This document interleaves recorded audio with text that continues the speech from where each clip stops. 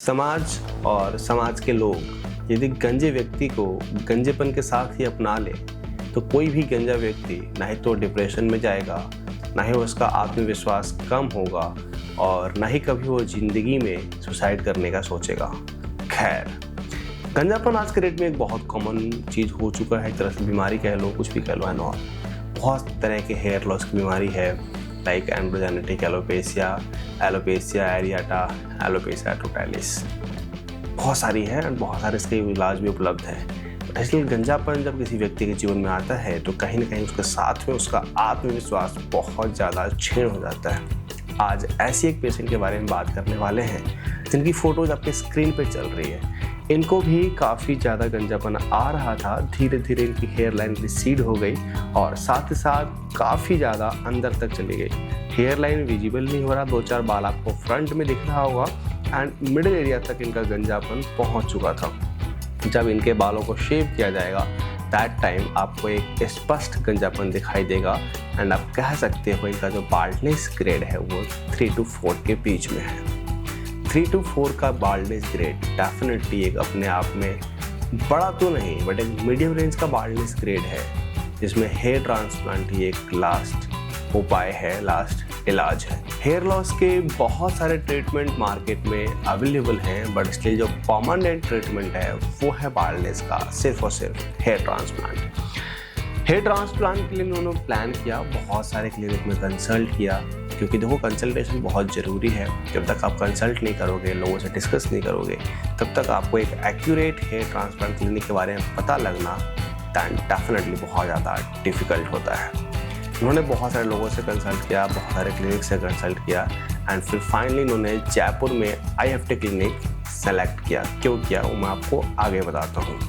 After selection जब ये clinic पर अपने हेयर ट्रांसप्लांट के लिए गए तो इनकी हेयर लाइन डिज़ाइन की गई U शेप में, हल्का सा U शेप है, प्रॉपर U शेप नहीं है, क्योंकि यदि प्रॉपर जाते हैं तो कहीं ना कहीं बहुत ज़्यादा अननेचुरल लगता है, क्योंकि इनका जो हेड है वो काफ़ी ब्रॉड है एंड ब्रॉड हेड पे आपको थोड़ा बहुत तो टिल्ट करना पड़ता है। वैसा इनके फेस के अकॉर्डिंग हेयर लाइन डेफिनेटली बहुत बढ़िया लग रही है। अभी हेयर लाइन नेचुरल है या नहीं ये रिजल्ट आने के बाद पता लगेगा। हेयर लाइन बना, हेयर लाइन के बाद इनकी हेयर ट्रांसप्लांट कंप्लीट हुई। इनके पूरे ट्रांसप्लांटेशन में 3500 के अप्रॉक्स ग्राफ्ट लगा IFT टेक्निक से। अब ये IFT टेक्निक क्या है? बेसिकली IFT टेक्निक का मतलब होता है interlocking FUE technique. FUE method ही आप कह सकते हो, बट इंटरलॉकिंग पैटर्न में इनका हेयर ट्रांसप्लांट किया गया है। यदि आप कहोगे तो मैं एक पर्टिकुलर वीडियो बना दूंगा इंटरलॉकिंग पैटर्न पे, ये कैसे वर्क करता है एंड कैसे ये हेयर ट्रांसप्लांट का रिजल्ट नेचुरल लेकर आता है।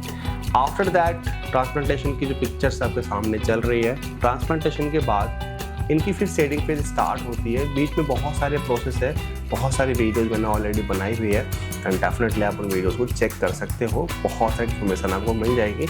एंड इसके अलावा भी आपके मन में कोई कन्फ्यूजन हो तो आप मुझसे कमेंट बॉक्स में जाकर कमेंट कर सकते हो। आफ्टर ट्रांसप्लांटेशन इनके जो है शेडिंग फेज स्टार्ट हुई। शेडिंग फेज बेसिकली एक बहुत ही नॉर्मल सा प्रोसेस रहता है हेयर ट्रांसप्लांट में। जो भी आपके बाल लगाए जाते हैं, जो भी आपके ग्राफ्ट जो है इम्प्लांट किए जाते हैं, वो एक टाइम के बाद गिरना शुरू होता है एंड वो 3 मंथ तक गिरता रहता है। एक टाइम के बाद दैट मीन्स कि after 2nd week of hair transplant फिर जब इनकी ग्रोथ आनी स्टार्ट हुई तो ये आपके सामने इनका फाइनल रिजल्ट है कि आप थोड़ा सा मैं कंपैरिजन के मोड में आपको लेके जाऊँ तो आपको रियलाइज़ होगा कि ये व्यक्ति जो आज से काफ़ी महीने पहले ऐसा कुछ लुक लेके घूम रहे थे जिसमें इनकी एज काफ़ी ज़्यादा लग रही थी, इनका कॉन्फिडेंस काफ़ी ज़्यादा डाउन था, अपने आप को ये बहुत ज़्यादा हीन दृष्टि से देखते थे, समाज में, सोसाइटी में, किसी भी फंक्शन में अपने आप को अच्छे से रिप्रेजेंट नहीं कर पा रहे थे, अच्छे कपड़े नहीं पहन रहे थे, वही व्यक्ति आफ्टर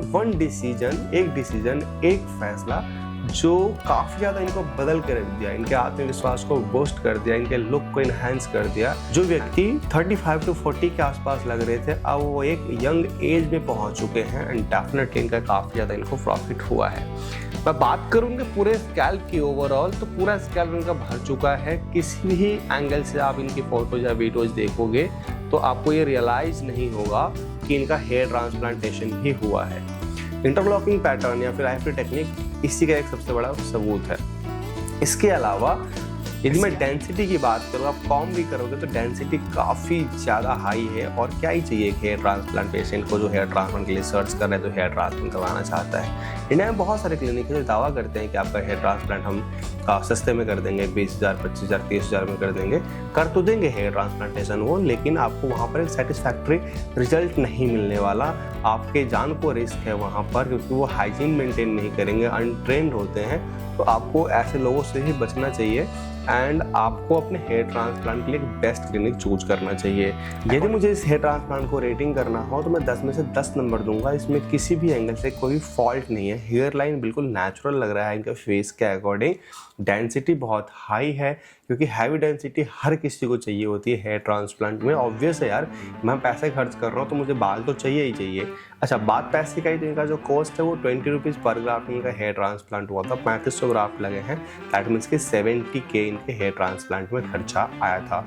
इसके अलावा और भी कोई डिटेल चाहिए तो आप मुझे कमेंट कर सकते हो। बाकी आप मुझे व्हाट्सएप पे जाके मैसेज कर सकते हो। कोई भी आपको इन्फॉर्मेशन चाहिए मैं आपको डेफिनेटली दूंगा। यदि आपको हेयर ट्रांसप्लांटेशन को लेकर भी कंफ्यूज है, कहाँ से करवाना है, कितने ग्राफ्ट लगेगा, कौन सा टेक्निक बेस्ट होगा, एंड डेफिनेटली आप मेरी हेल्प ले सकते हो।